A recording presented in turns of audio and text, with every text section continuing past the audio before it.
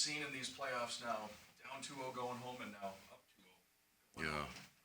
Does the mindset change at all? Does it feel any different? How impressed are you with your group's ability to stay in the moment?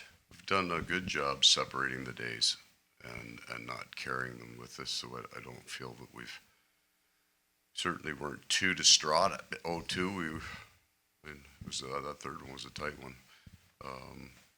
And then they're not too overjoyed after the game. I think they've handled that part right. Paul, just Sam Bennett, I mean, just what he brings to the playoffs every single year is pretty impressive. He just seems like somebody that's built for the postseason. How good has he been? And, he just seems another one that management identified and thought he would fit in perfectly. Yeah, that was an incredible pickup because he was available there for what was a healthy scratch about 3 years ago, right? I think in March of 21, he was a healthy scratch, I think.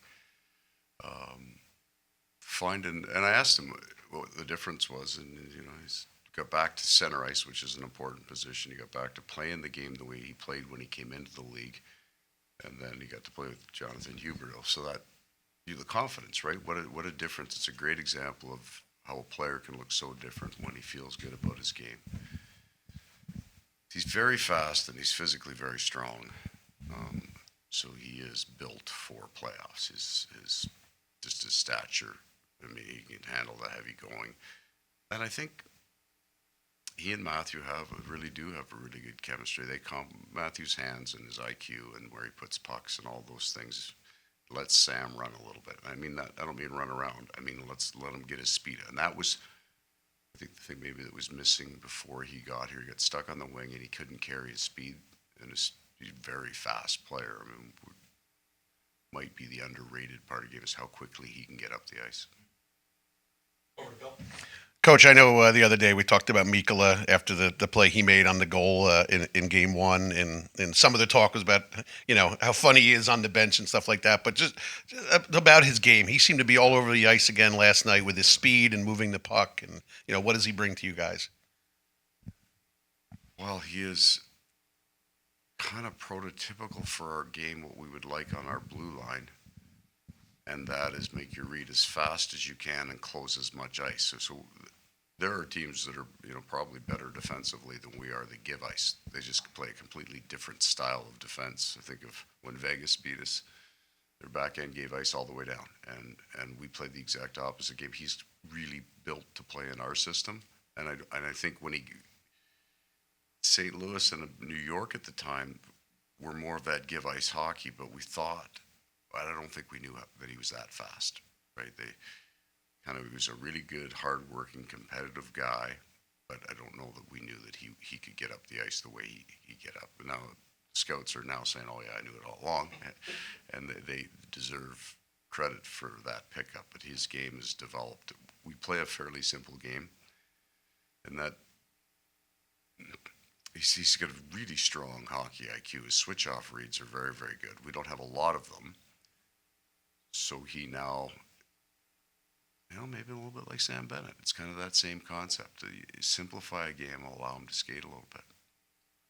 Dan? Paul, you've worked with several different GMs in this league as your time. And with Bill Zito, just wonder if you could just touch on, how quickly it was for you guys to get on the same page. Because you're a coach and you have an idea of how you want to coach the team, and he's got to get players to fit that style of coaching. And then you lose guys after last season when you win the cup, and here you are again with more guys, a couple of new guys that he's picked up to fit that style of play. Well, I have been lucky. I've worked with kind of 3 GMs long term, all of them long term. And Bill's very similar. It's actually their idea of how the team should play, and then go pick a coach to fit that. So the whole like the Matthew Tkachuk trade was happening while I was being hired. That idea, Bill looked at his team that 122 points, led the league in scoring, but we're out again. And I think they lost to Tampa 4 straight in the second round, but they didn't like their first round. They got by Washington, and Bill didn't feel that they necessarily were great in that series either. So the idea is his. and I think, I've heard him say more than once, when the name comes up in their room, if no matter what anybody else, if all of the pro scouts say yes, they make the deal. He trusts the people that he has, because in all of the ones that are unanimous, they've been right on all of them. So they picked a guy. Bill and I think the most important, how would I describe our relationship? He's smart. Like, he's just way smarter than I am. And I'm fine with it. I'm not trying to be funny. His brain works differently than mine, and he sees possibilities. I'm more risk adverse in some ways. And he is. I think we can make that deal. I think this would, he a very positive, very optimistic person. And that just kind of, you feel it. You feel it every day. He's in our coach's office every single day. And he pulls up a chair and he hangs out with us. He's kind of one of the group. And he's completely comfortable firing out any, as he would say, crazy idea. And some of them are.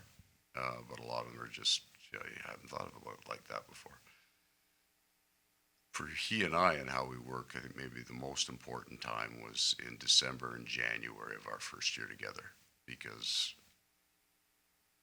they had 122 points the year before. But he knew it. He knew that there was he said we maybe go sideways for a couple of years. We lost like 7 guys, and a lot of talent went out. But part by design too, and to bring Matthew in to make that deal. But we weren't winning a lot of hockey games. Our schedule was brutal, and I don't think the fans were too happy with me. And they were probably right at that point. He never once showed even the slightest that this wasn't the path that we were on, and we're staying on it. So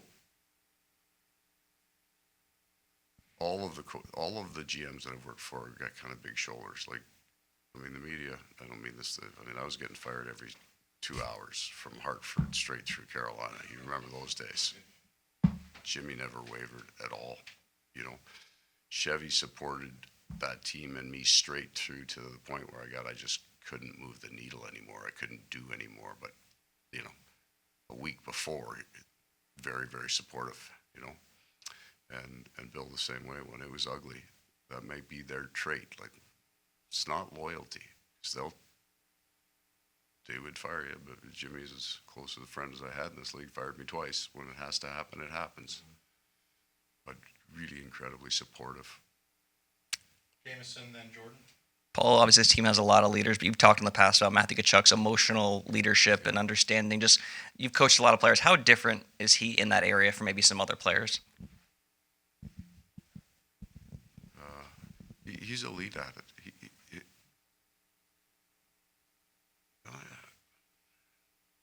I'm trying to figure out how to we're playing a game. I was in it was in Minsk. So I'm reaching to come back to the answer here on this one, but Troy Brouwer was a guy, and we were playing, it was at the World Championships, and we weren't very good early in that game, and he figured that out on the bench and went out and took a long run at a guy, and it changed the game. It changed everything. He didn't say anything. He just went out and did it, and we needed it. And I thought, that guy knows. He can feel what a game needs. And Matthew has that ability. And it's not always the hit. It's what he'll say on the bench. Sometimes a bark, sometimes tapping the pads. But he has a great feel for who's playing very well on the other team. When we have to get physical, when we have to lay off that. Then you need that, because players are far more important than coaches. So if the coach is saying it, yeah, it might be right. But if the player's saying it, they hear it. Paul, I'm not sure if you had the chance to see it live before yesterday, but Sportsnet caught you as you were waiting to get off the ice, watching teammates shoot pucks at or shoot the rats at Brad Marchand. Just curious your thoughts on that new celebration they're doing after wins, and just again how quickly they're able to use that to sort of get him in this part of the group. I'd heard about it. I'd never seen it. I will tell you, they're shooting them as hard as they can. They're not flipping them at him. And there was shrapnel around there, and I was worried. I didn't have any equipment on. I was just trying to get off the ice without getting hurt. But they're heating him up at him, and he's trying to get out of the way. It was funny as hell. All of the little stories that happen over the course of the year, but they're even like way better in the playoffs, right? Though I don't know what happened 2 years ago.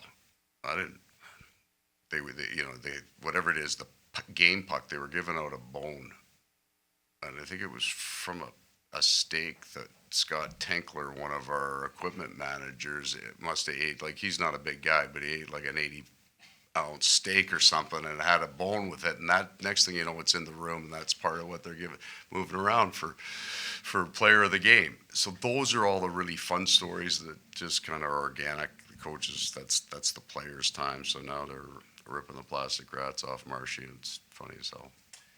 Couple more, Mike, then Paul. I think we're 10 minutes in. We haven't asked you about Reinhard. How's he doing today? Yeah, so we'll get him back and get him looked at. I'll have something for you tomorrow. And can I ask you, you mentioned to Dan about Bill, and he's in your meetings. He was just telling me that there's an open invitation for the coaches to come into their pro meetings. Oh, yeah. How much is that unique, and how much does that Yeah. help your input? I would have, I would say it's varying degrees over the course of my career. I've never been in a closed shop where we were siloed into you didn't get to fire out your opinion. All of these are just memories for me, but I would have taken the job in early June and come down for free agency the first year and sat in the room. And it was really interesting because it's a big room. There's a lot of opinions there, and they are strong with their opinions. They get challenged on their opinions, but it's fun too. And that was kind of my first. They're laughing, and they really enjoy what they do. But Jamie Compon and I were there, and a player's name that we're not signing, whatever, would come up, and somebody say, "What's he going to get?" And they were like right on. 4 years at 3.7. That's what the guy got. So it was pretty interesting to watch those guys. For the most part, hopefully they don't listen to me in the pro meetings, truly. Like, they have their own thing, and they're good at it. So now I just say, yeah, we're going to sign this guy. Okay, you're right. Paul, you said last night you don't care who scores and you don't look at stats, but there's one I have to run by you, if that's all right. Forsling became the 7th defenseman to score in these playoffs. That's a lot. Yeah. And you've had 18 different guys score in these playoffs. That's also a lot. Are you happy to see just the different guys light up the lamp and Yeah. feel good about themselves in that way? Well, it is really important. It's secondary to what we do. I think we have enough mature. We do. I know we do. We've got enough mature guys that aren't particular. Their own personal stats and their own personal career isn't forefront right now. Even the guys that are up for contracts next year, they've had enough success that it doesn't matter whether they score 2 or 3 more in the playoffs, as long as somebody scores, right? They just don't care, because at this time of year, but even during the year, I think that's the way they're. That and the guys that are in and out of the lineup that haven't scored are going to get jerked pretty hard now, right? Like, there's the watch on everybody who hasn't scored is on, so that'll be pretty good. Thank you, Coach. Thanks, Okay, everyone. Thank you so much. Safe travels, everybody. Thanks for your time. Thank you.